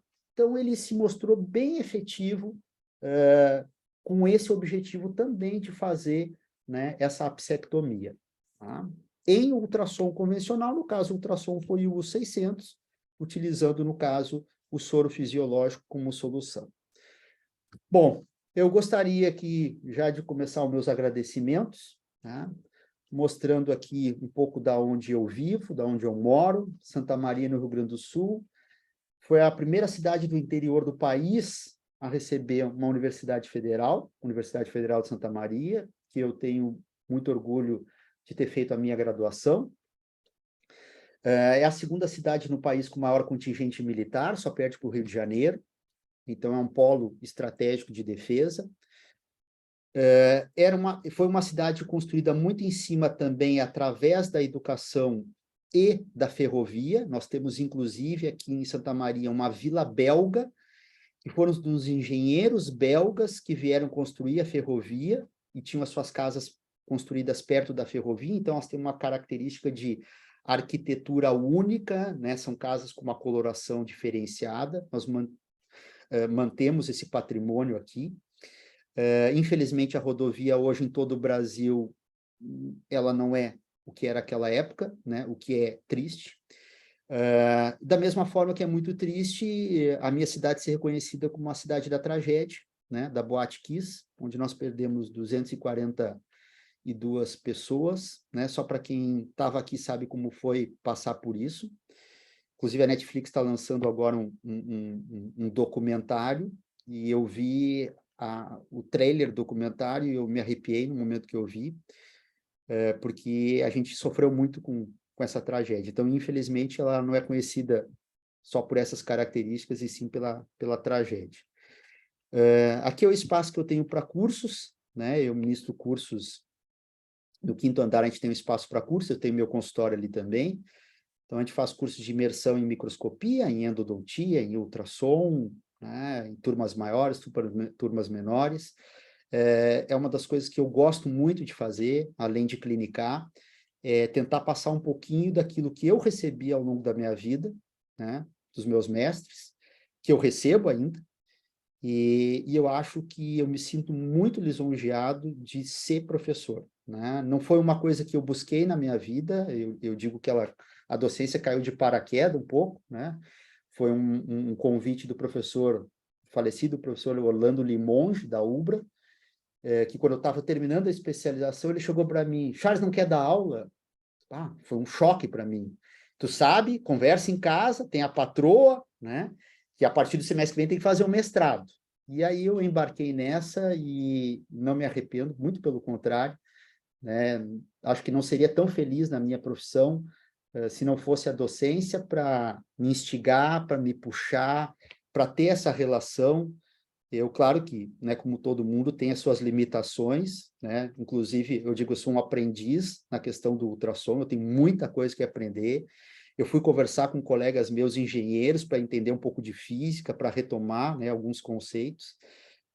Então, mais uma vez, professor Laje Marques, assim, ó, muito obrigado pelo convite, porque é um momento de trocar um pouco, né, de sentar, mexer numa aula, ativar, buscar um artigo novo, né? Então, isso é um ganho grande, e eu me coloco à disposição não só para dúvidas agora, mas como futuras, né? Totalmente à disposição. Deixa eu tirar o compartilhamento da tela aqui.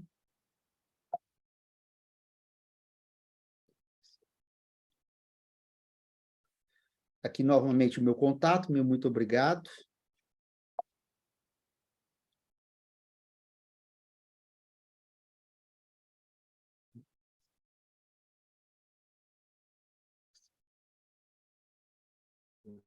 Pronto. Pronto.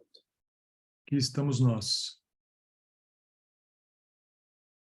Bom, eu vou tentar fazer com você, e deixar para te agradecer mais no final. A gente não tem tanto tempo, mas tem algumas questões, e seria interessante a gente trabalhar, se for possível, naquele esquema de painel integrado. Aí te faço uma questão, você tenta responder em 2 minutos ou coisa parecida, e se tiver uma réplica, eu faço uma réplica e a gente vai tocando, né, Tranquilo. uma tentativa de dinamizar um pouco essa nossa Perfeito. atividade. Uma questão que é inicial, que surgiu logo no começo, quando você fala, por exemplo, em protocolos endodônticos, você lembra de soluções irrigadoras lembra de ultrassom, lembra da temperatura, e a questão é de que forma isso é um fator favorável ou desfavorável na ação que essa solução irrigadora deve fazer nesse momento do tratamento canal. Na verdade, o aquecimento, principalmente da solução de hipoclorito de sódio, né, sempre foi considerado um fator positivo do ponto de vista de dissolução de matéria orgânica. Uhum. Na verdade, comparando as duas soluções mais utilizadas, né, a clorexidina e a solução de hipoclorito de sódio, do ponto de vista de ação antimicrobiana, nós temos similaridade. Um tem substantividade, o outro tem a ação de dissolução de matéria orgânica, né?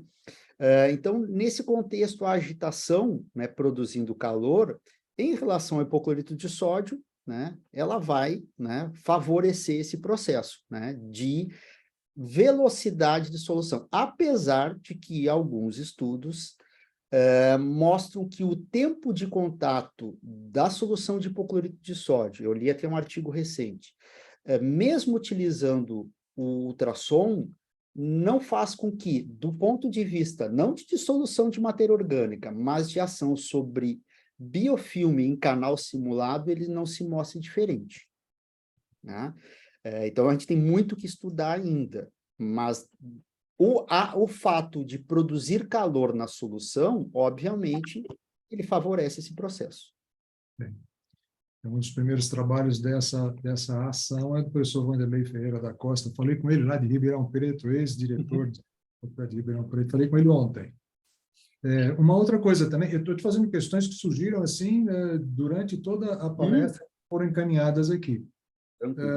Alguma observação a respeito de solução irrigadora ou substâncias químicas, né? Por exemplo, a clorexidina gel e a utilização da cavitação, do ultrassom durante o seu uso? Na verdade, assim, ó, eu não uso clorexidina, né? Sim. Eu uso cloreto de sódio, né, a 5%. A justificativa, até onde eu tenho conhecimento, da clorexidina gel é para que as partículas ficassem em suspensão no gel e fossem mais facilmente removidas através da irrigação com a solução inerte, que seria o soro fisiológico, né? O fato de ser gel, obviamente, a gente produz uma agitação menor, né, do que aquele processo, né, que a gente mostrou naquele caso do professor italiano ali, né, do Filippo, onde a gente tem aquela energia, né, produzida através de cavitação e tudo, que sempre numa solução vai ser maior do que no gel, né? Eu não tenho capacidade, né, de dizer, do ponto de vista científico, o quanto essa diferença vai produzir, né? Porque eu não vi um artigo que tenha mostrado isso, né? Mas os estudos mostram que a utilização da PUI é muito mais, né, empregada no hipoclorito de sódio do que na clorexidina, né? Muito mais porque o hipoclorito é mais usado também do que a clorexidina, né? Mas não vi nenhum estudo onde fosse utilizado o ultrassom, por exemplo, em clorexidina solução, né? E que mostrasse alguma ação diferente. A questão 2, a respeito de dicas e sugestões, né? De repente, quando você fala em ajuste do inserto na peça, algumas questões a respeito de quantos newtons para fazer esse ajuste, né? Mas, enfim, você falou em torquímetro, tem sempre aquela pergunta fundamental. Agora, associando essa questão de como eu ajuste e quais são as dicas para que esse ajuste não seja um ajuste desfavorável para o equipamento, a respeito do ajuste da potência. A potência, ela deve ser avaliada, muito bem falada por você, a respeito da névoa, né? A respeito com a visualização da névoa. Quando se usa PUI, aliás, talvez a grande maioria dos endodontistas trabalham sem a irrigação, sem o compartimento de solução irrigadora. Como esse ajuste poderia ser feito, visto que não há esse momento de visualização do spray? Né? Daí, na verdade, assim, ó, nesse caso, nós temos que basear pelo que o fabricante, né, do ultrassom, através dos seus insertos também fabricados, né, vão fazer, porque isso é feito, né, do ponto de vista na fábrica, né? É a mesma coisa, por exemplo, a CV Dentos, ela tem o seu inserto para o seu ultrassom, ela testa na fábrica, potência mínima, potência máxima, com todas as empresas. Quando a gente pega um inserto que não seja fabricado para aquele ultrassom, tá, a Helsi, no início, lá na cartelinha do inserto, tinha sugestão de potência. Sempre teve sugestão de potência. O que o professor Capelli fez? Tirou. Por quê? Porque, por uso inadequado, os insertos fraturavam. E aí a culpa ia para o fabricante. Né? Inserto não serve, não presta esse inserto. Na verdade, não é isso. Então, ele fez essa dica, né, que eu achei muito interessante, de esse ajuste, mas onde tem a irrigação. Onde não tem refrigeração, não tem como fazer esse teste. Ou por similaridade, né, ou por indicação do fabricante. Não tem de outra forma. Tá. Isso é interessante, porque logo que surge o inserto, né, depois de algum tempo, o Capelli faz a confidência de que gostaria muito de associar o inserto a um equipamento de procedência dele, né, para poder fazer esse ajuste melhor. Claro. E possivelmente isso deve sair dentro de algum tempo. Ele já lançou um ultrassom, né? Mas, Comercialmente, ele já tudo, está... como tudo tem o seu início, seus ajustes. Você fez uma menção a respeito do XP Shaper, né? Fez uma menção a respeito desse protocolo de Finisher. preparo, falou a respeito de características específicas desse equipamento, né? Que são, de certa forma, os conforming files, são instrumentos que reconhecem as paredes e trabalham pelas paredes e não para a configuração geométrica, como a minha geração foi formada, talvez a sua também, né? Que a sua formação é a formação É de mesmo? professores que... Eu me lembro que, na década de 80, 83, o professor Richard Walton esteve aqui no Brasil, no lançamento do ultrassom da Gnatus. Estávamos lá em Ribeirão Preto, e ele dizia que nos cursos de pós-graduação da escola dele, todos os alunos tinham cada um seu ultrassom para fazer o preparo do canal. Era um instrumento de preparo, né?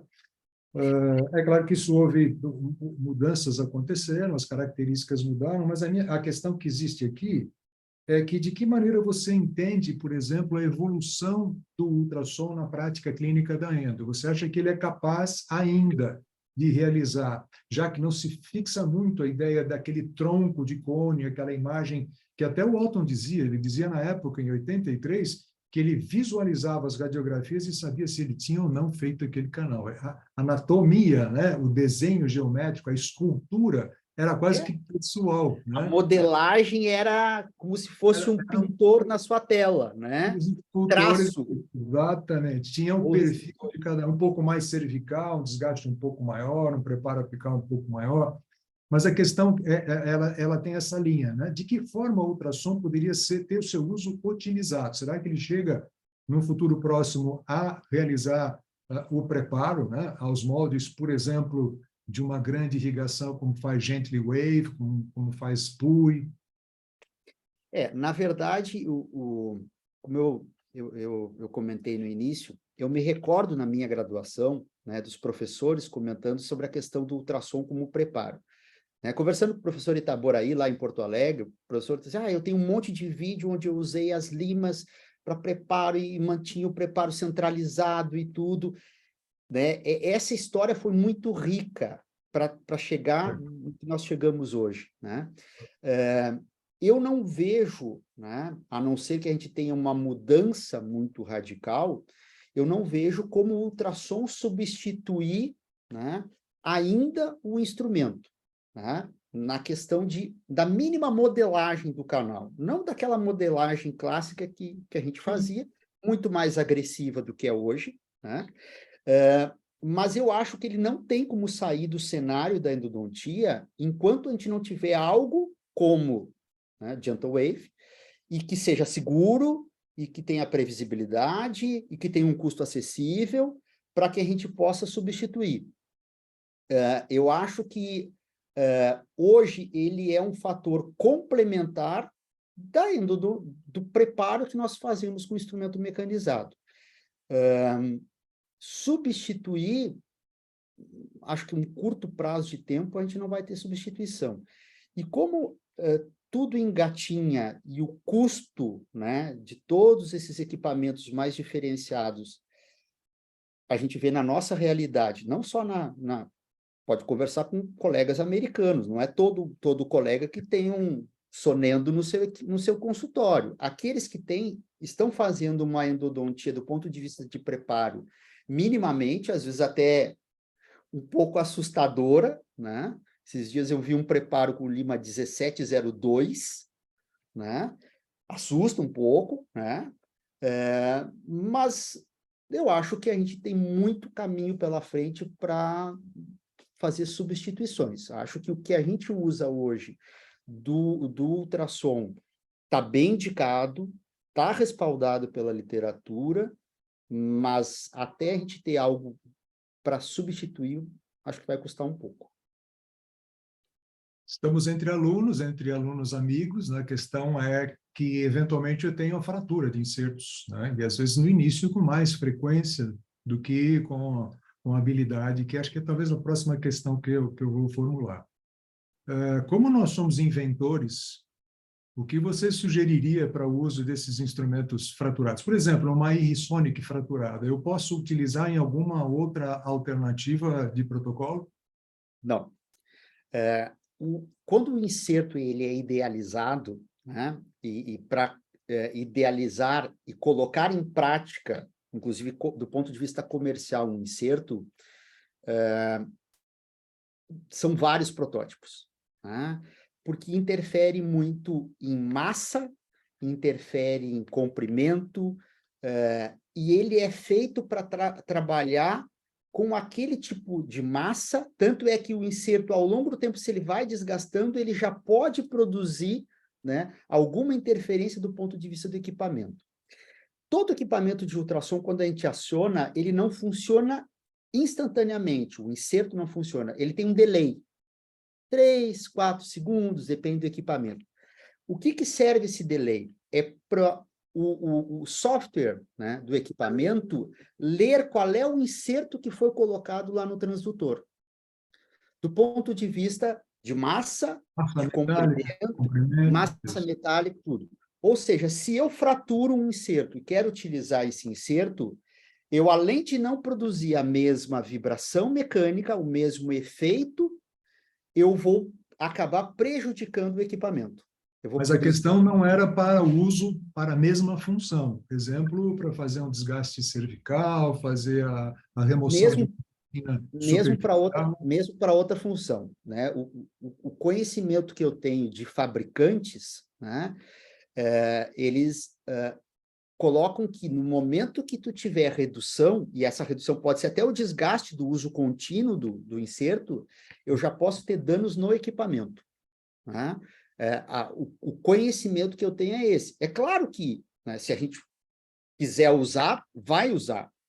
Vai ter um pouco menos de eficiência, mas vai usar. Vai produzir algum desgaste? Vai produzir desgaste.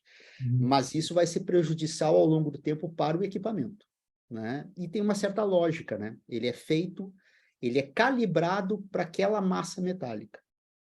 É interessante esse detalhe, assim, que é técnico, né? A gente não consegue vivenciar isso.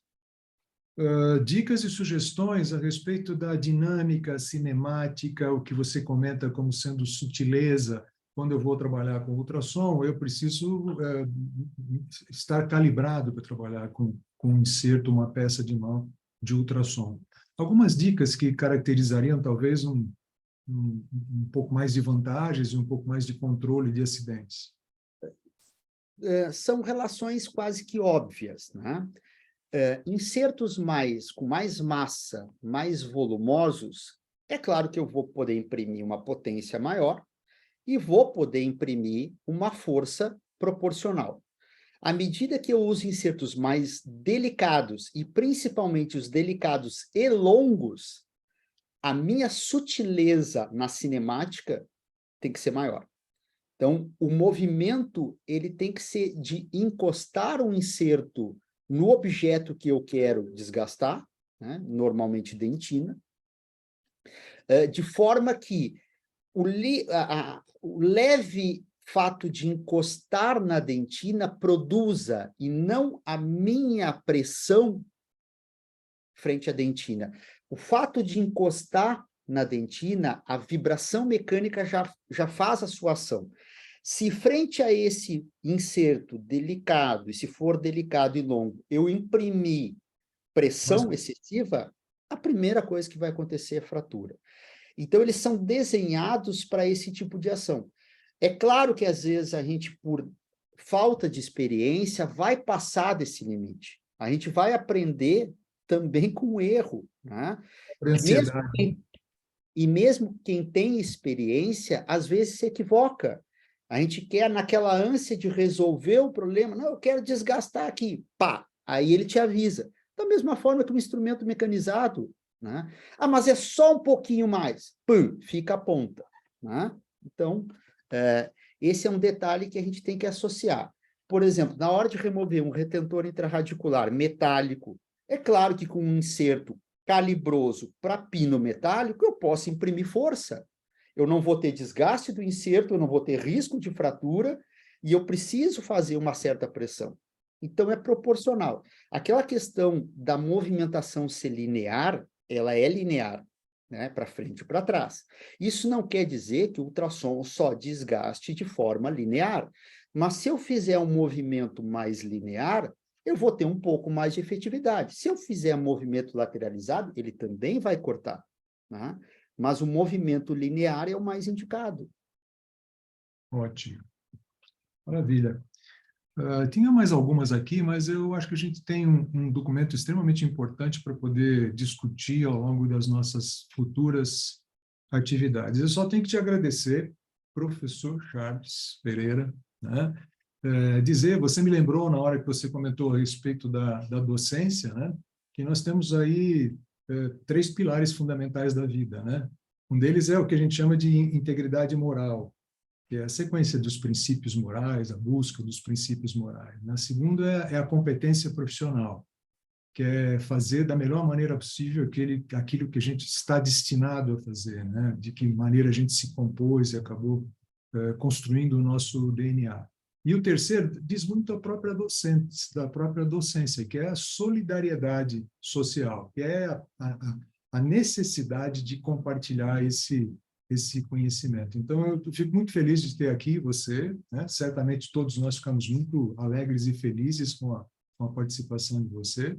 A gente entende claramente que você se dedicou e viu isso ao longo de toda a tua conferência, com a qualidade do material, com a competência de informação. Isso é fundamental, né? Para mim, que já sou professor já há algum tempo, um pouquinho mais que você, né, de tempo de trabalho, né, de prática clínica.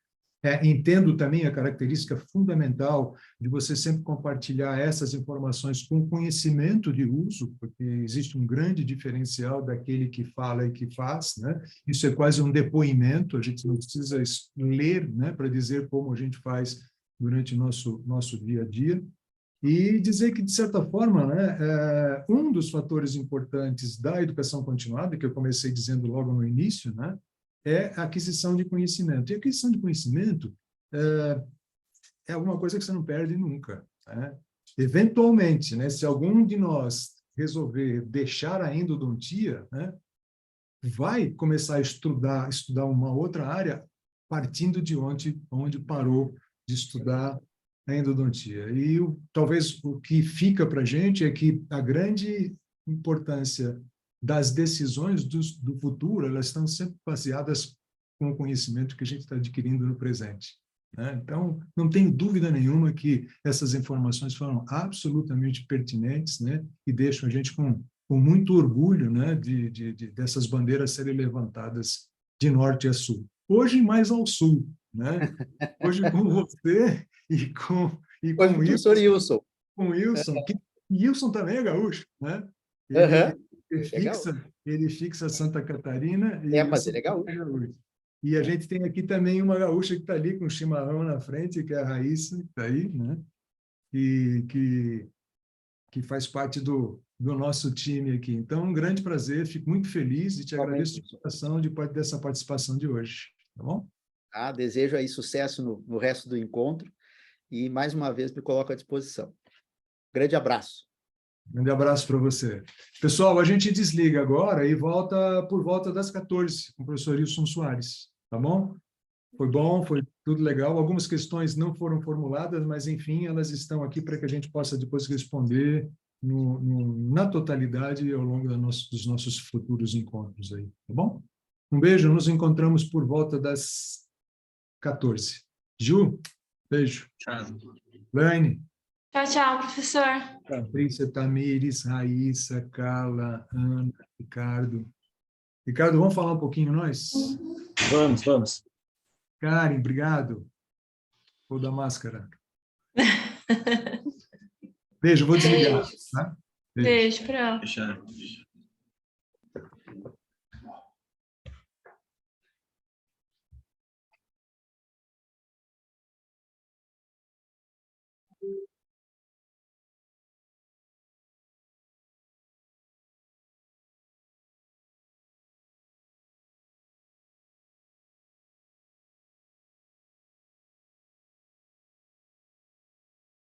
Ricardo, não dá para entrar por aqui, viu? Já tentei entrar aqui, eu não consigo entrar na enquete que eu fiz Para ontem. fazer.